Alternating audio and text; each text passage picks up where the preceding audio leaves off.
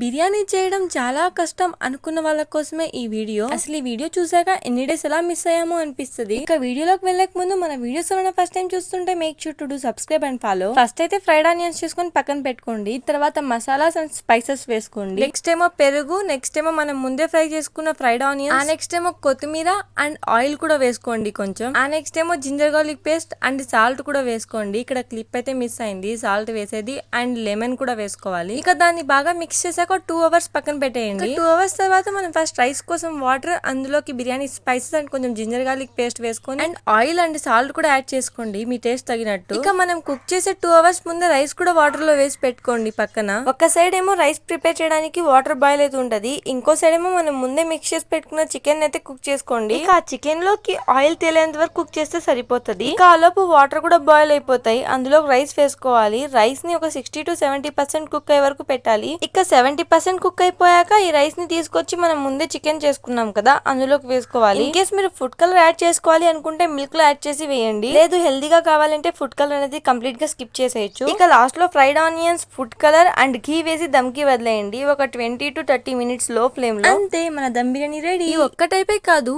ఇంకా చాలా types of biryanis తెలుసు నాకు. ఇంకా మీకు వేరే టైప్స్ కావాలి అంటే let me know in the comment section. ఇక ఈ బిర్యానీలో కాంబినేషన్ గా కచంబర్ చేసుకోండి, అదే పెరుగు చట్నీ ఆ రైతా. అసలు నేను బిర్యానీ లవరే కాదు, నాకే నచ్చేసింది ఈ బిర్యానీ, అంత బాగుంది. ఇక ఈ వీడియో కిందే ముచ్చట్లు. వీడియో నచ్చితే లైక్ చేయండి. For more videos do subscribe. Bye.